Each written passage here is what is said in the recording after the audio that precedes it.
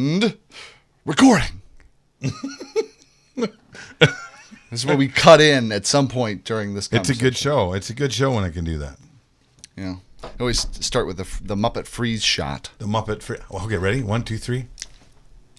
It really is nice, isn't it? Yeah, it's the best. That's the only way to open it up.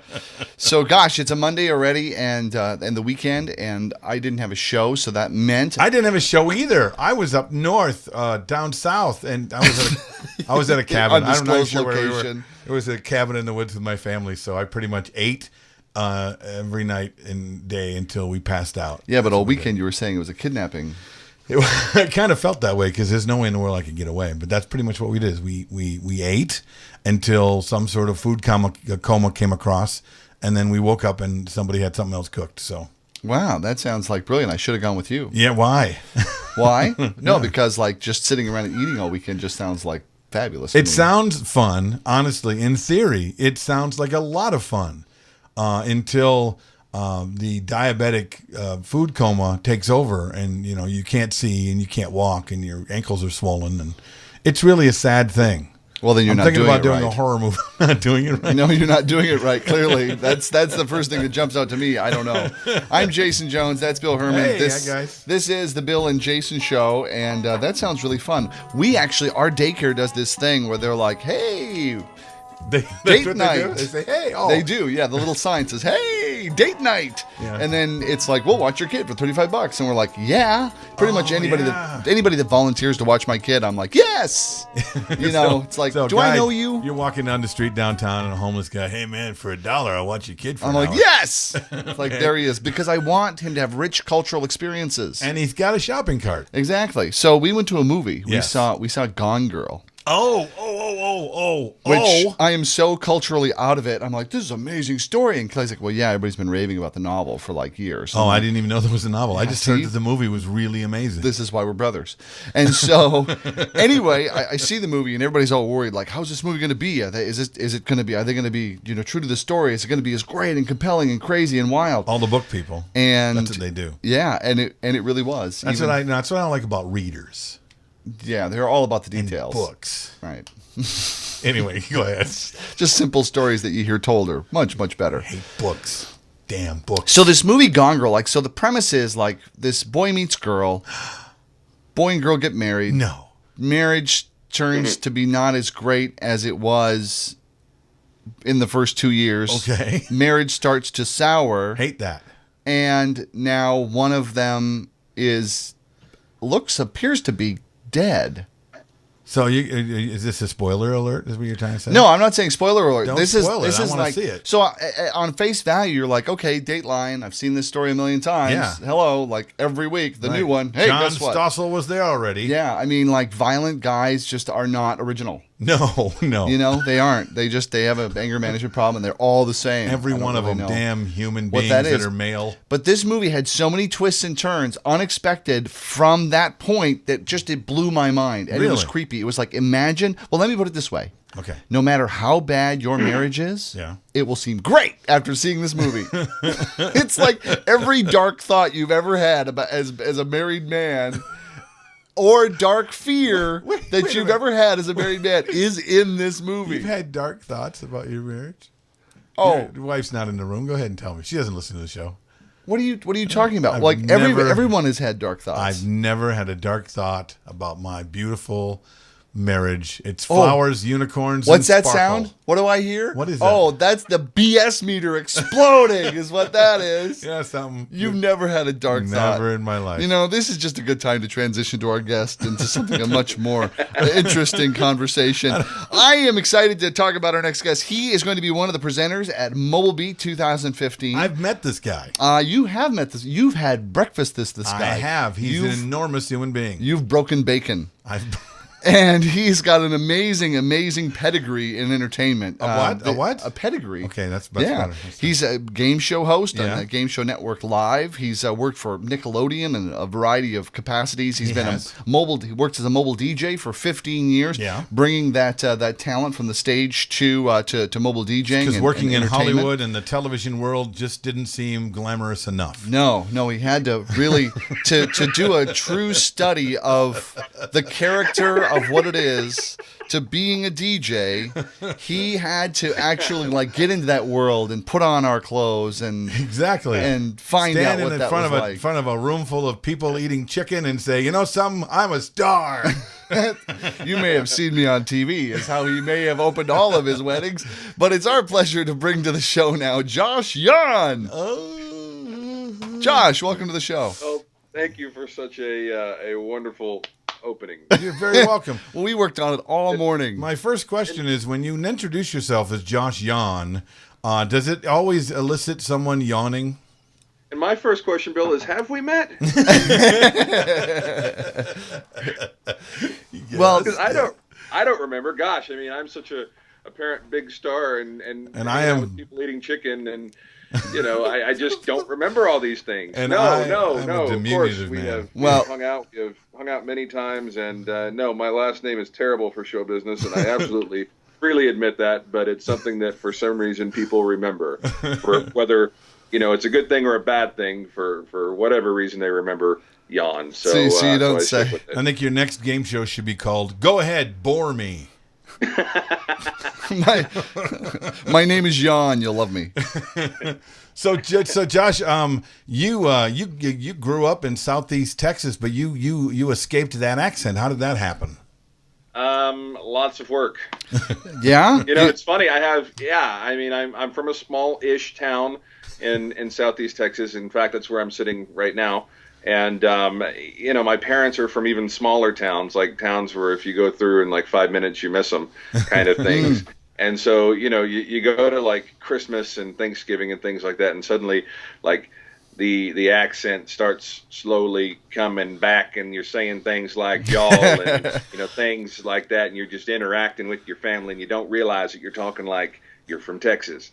So, I had to work when I was doing voice work and things like that.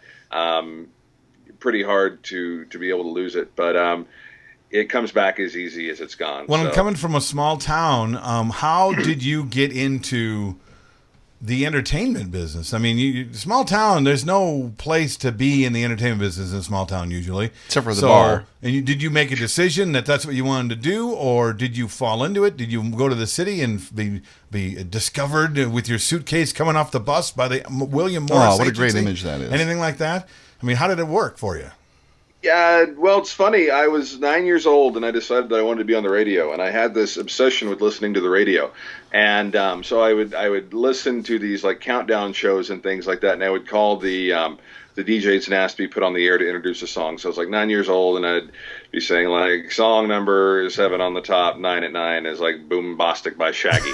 Nice. And so so I would be doing that, and that was like what got me into the whole, interest of being a DJ. So you're like, I want to be on the radio. Yeah. I mean, I had family that was on the radio. My dad is a musician. So like there were all the ingredients around that kind of came together with that. And then when I was in middle school, I went to a school dance and saw my first mobile DJ, and I said, well, that's it. That's what I want to do, because I loved the idea of being on stage. I loved like, holy crap, it just started pouring. I love the idea of, can't make this stuff up, of being on TV and improvising and things like that as game show hosts do. Well, if you have that to, was another aspiration of mine. So fast forward to like I'm 15 years old, and I had like a little website or profile or whatever you want to call it on AOL, where you say like, here's who I am, here's what I want to do. And so I'm like, I'm Josh, I'm 15, I want to be a TV host. My idol is Mark Summers. He hosted Double Dare on Nickelodeon. Hope I get to do something like that one day, blah, blah, blah. So I'm sitting at home. I've never talked to this man before in my life. Never have reached out, never have like anything like that. And then one day the phone rings and it's Mark Summers. He was like looking himself up on the internet. I would say like Googled himself, but I don't think Google was around then. He was MSNing himself. Right. And web crawler. Right. He was asking Jeeves about himself, and found that and decided to call, just because he's that kind of guy who would do that, to call and freak a kid out and say thank you. And so he and I became really good friends, and he became kind of a mentor to me. And as far as like moving forward in my career in entertainment and transitioning to television and things like that. So I did my first TV gig 2 years later, and still maintained the mobile DJ thing Did that for 15 years. Started my business when I was 15-ish and ended right around the time I turned 30. And so it was my first love. I loved mobile DJing. It crafted every other facet of my career. I would not have a career if it wasn't for mobile DJing. And but you know, all good things have to come to an end, as they say, and such was the case with that. But yeah, that's how it happened. And for the longest time, I mean, the majority of that time, I was doing TV and DJing at the same time. Wow, so you were, from what I understand, you did some production work as well? I did. One of my first gigs out of college was in Orlando with Nickelodeon. I was behind the scenes of a great show called My Family's Got Guts, and did some casting or assisted with casting for Biggest Loser and Last Comic Standing, Super Nanny, and a few others that didn't do so well as those, but they were still really, really fun, gratifying jobs. And yeah, I've done quite a bit of behind the scenes stuff, probably more behind the scenes than in front of the camera at this point. But I love them both. I mean, I found, you know, just as, you know, you're a DJ, you find that you enjoy the business side just as much as you enjoy the performing side. And it's gratifying to build a business and see that grow. Some people or do. some would say. And you know, the same thing is true for production. You know, I found that I really enjoyed being behind the scenes of the camera, as far as maybe writing or producing or even writing music. I've written some music for some stuff. Sure. And it's all really, really gratifying to me. So isn't that funny though? I find it interesting, just the way that you talk about, like, kind of like finding how much you enjoy doing behind the scenes besides like on camera or in front of an on stage kind of thing, because it's kind of like, I've discovered this even like myself, if I'm talking about like focusing on doing things that are more like behind the scenes and less up front. Right. And I find myself like always almost kind of apologizing, like for like, well, you know, I'm sorry, but I do like the behind the scenes stuff too. Or, you know, there's this, and every performer I hear like that it talks about it, like will kind of talk that way, as if like there's no need to apologize for any of that, but yet that kind of shows up. And I'm not saying you were sounding apologetic about it or anything like that, but you're kind of like, well, you know, I do find this, like, you have to really justify, you know, finding that stuff interesting when it's like the, you know, the whole world of it is fascinating and fun to be in. Well, and I can't say, know, if you don't say that though, people are always like, oh, well, could you not get work as an on-camera talent? Well, that's it. Like, yo, you didn't make it, right? You have to, say that to say that I actually am enjoying it. It's not that I'm out of work, that I had to go, like, decide to be a writer or a producer or something like that. It's just something that I ventured into and found that I really enjoyed. So, yeah, no, I totally get that. Yeah. I can't say that that's me. I mean, that's the difference between probably the three of us here, is that I am okay with not really enjoying the writing so much. I mean, the backstage stuff I'm good at because I've been around people like you know, and I've learned something about it, so I'm okay at it. But honestly, if I have to pick what I get to do, I'll be, I don't really enjoy all the business end and all the back end stuff. I'm just okay at it. I would way much rather be in front of the camera, on the stage, in front of the scenes. I produced for one of the biggest radio stations in the country for about 6 months, and I wanted to eat a bullet every single day because I just did not like sitting behind it. I liked watching the really talented people. I learned a lot from Boone and Erickson at WCCO and Steve Cannon at WCCO, but I hated sitting behind the camera and saying, okay, now you guys talk. Like, it made me crazy. I didn't want to do it anymore. So, I know that about you, Bill. I know you know that about me. So there are people like me too, you know, they don't apologize at all for being, you know, good at the other stuff, but not liking it at all. That was the face he made. It wasn't about anything you were saying. Just when you said, you know, I found that I like the business end. And he went, business. Yeah, you said the B word. I can't see Bill right now, so we should probably let them know. So Bill could be doing all kinds of stuff. Right. Probably is. And it was it was part of the rider that he put in his contract to be on the show. I don't want to look at him. I'll listen to him if I have to, but if I have to look at him, I'm not being on the show. Well, you're way too distracting. You're way too distracting. So tell us now, what have we got to look forward to coming up at Mobile Beat? Now, you're going to be presenting, and you're going to be sharing some really great stuff. Especially, I really like your point of view that really is the cross-reference of it's outside of the insulated world of DJing and what we do as DJs, because you've got this whole world of entertainment that you've been exposed to and incorporated and all that. So I'm really curious as to what are you going to bring? Yeah. Yeah, I'm excited because this is going to be the last time that I give my hosting for DJs seminar for right now, and it's going to be totally revamped, totally new. If you've seen it before, it's going to be totally different. And basically, Hosting for DJs is my book that was published in 2012. It's been a very, very, very, very good project for me and for Mobile Beat. And basically, this seminar is around my experience as a television host, stage host, and mobile DJ all kind of rolled into one. Yeah. When I was a mobile DJ, everyone in your market says that they're an MC. They offer MC services and so on and so forth. But just like when you're in your market examining your competition, you know that not every DJ is going to be as solid of a DJ or as polished of a DJ as you may be. And so you look at that and say, well, okay. And then you look at an MC and you think, well, they're probably not as up to par of an MC as they could be, just like they're not as up to par of a DJ as they could be. And, as a mobile DJ, sometimes we get roped into the association with the lower-end guys rather than the higher-end guys, the cliches of being cheesy or corny or crappy or whatever it is. And so as an MC, I didn't want to be roped into that. So I changed my whole brand into being a host. And so I approached it more from a television angle because, again, I was doing that at the same time. And so, I approached it so much differently. That's not correct grammar. So differently. There we go. I approached it so differently than everyone else just saying I am an MC. I come and I talk. And, I always say, if you watch American Idol, it's not Ryan Seacrest, MC of American Idol. It's Ryan Seacrest, the host of American Idol. Right. If you watch, The Price is Right, it was not Bob Barker, the MC of Price is Right. It was Bob Barker as the host of The Price is Right. Right. And so it's a familiar term to people. It's universal. It's comforting. And it worked. So what is different about it? What is different about showing up as a host at someone's wedding or private event versus showing up as the MC? Like how would you distinguish that for people? Well, there's certainly a lot of similarities. In many cases, it's a synonym. But for me, the difference was taking the time to be present in what I was doing, learning the personalities, learning the names, and learning the faces of the people I was dealing with so that I could interact properly with them, learning how to get out front and properly drive the event, and learning how to get out of the way. That's a big part of it. And a lot of mobile DJs, unfortunately, don't master the art of getting out of the way, learning how to drive, but realize it's not your vehicle.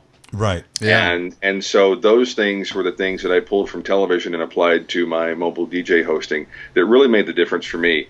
And so my work opportunities started opening up.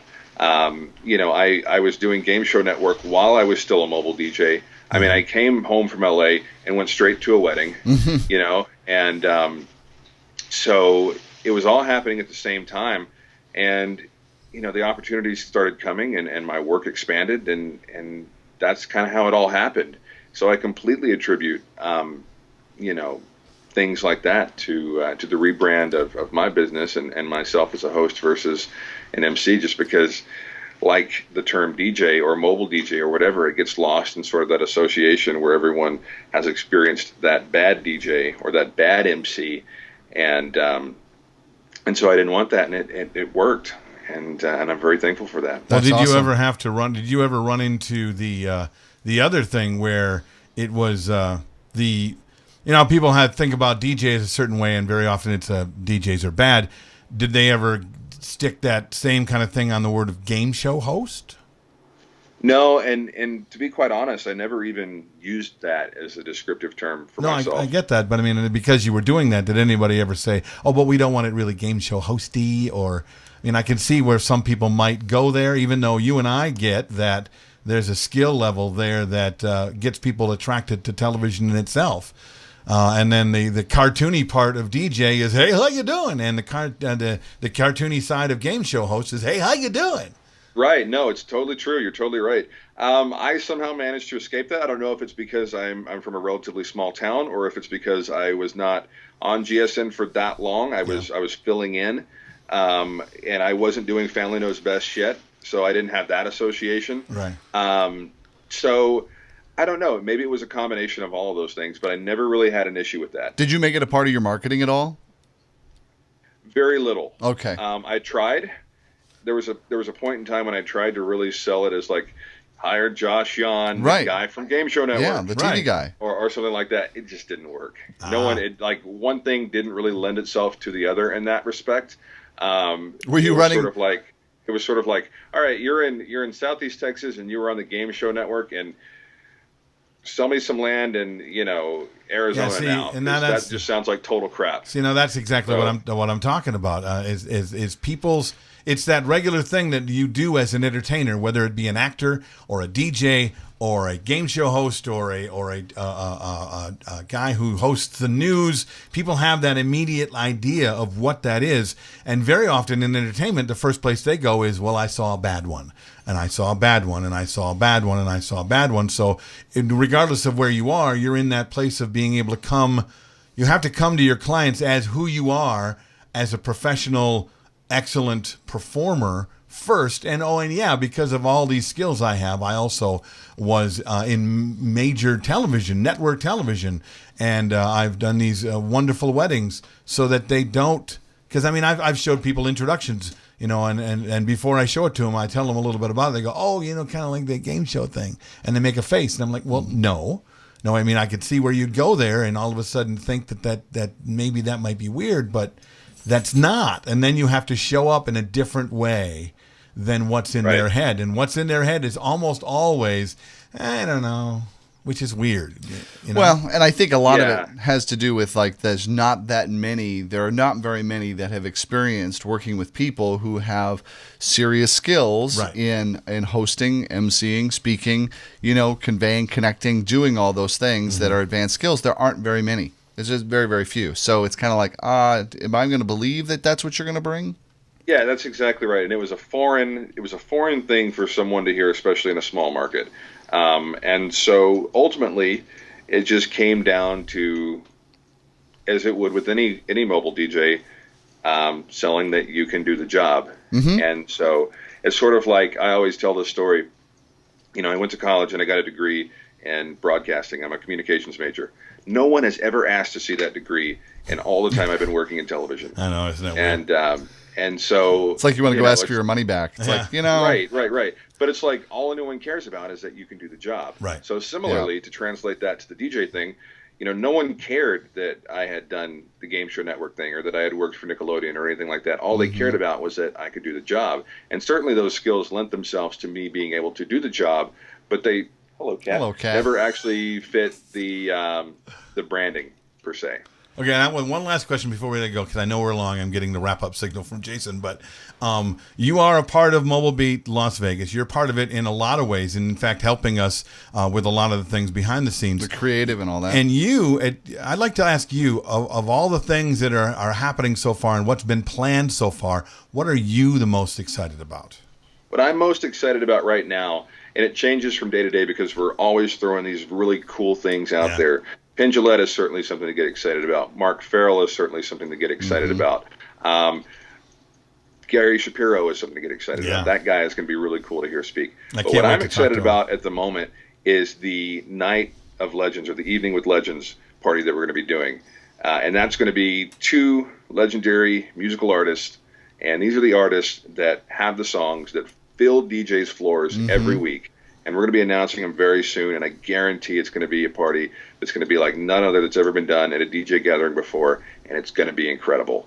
I'm so excited about that. It's going to be off property. We can't say where yet, but it's going to be absolutely killer. It's going to be a private event, and from what I've seen and from what we've been working on, it's going to be amazing. That's what I'm excited about at the moment. That's awesome.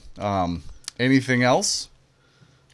There's these 2 guys that are coming. Yeah? You never see them apart. Yeah? Do we know them? One has a hat. The other has careful. A guy with a hat. And I think they're going to be there. I'm kind of excited about that. That's I great. hope they're there. That sounds really exciting. I'm excited. Are you excited? Me too. This is awesome. That's going to be the best. Josh, I feel like you're going to get along very well with them. Oh boy! Yay! We might make friends. I know. I'm excited too. I'm excited for you guys. This is like just the best interview, Josh. Is it not the best day ever? You know what? Thank you. I'm going to like you on Facebook. Oh, come on. I'm gonna like you. I'm gonna follow you on Twitter. I'm gonna go do karate in the garage. I'm gonna be standing at your window tonight, looking inside and touching. Never mind. Time to wrap up the show. Thanks, Josh, for being on the Bill and Jason Show this week. We're looking forward to hearing you at Mobile Beat Las Vegas 2015. It's gonna be really, really fun. All the exciting stuff. Awesome. And I'm Jason Jones. That's Bill Herman. That's me. And you can, if you haven't yet already, like us on Facebook, follow us on Twitter. And leave your comments right here below. We'd love to hear from you. All right. This is it. So long. Bye. Broadcasting from high atop planet Earth at a rate of 96 kilobytes sample per second over the interweb in an effort to stop glorifying being busy. This has been an entertainment experience production.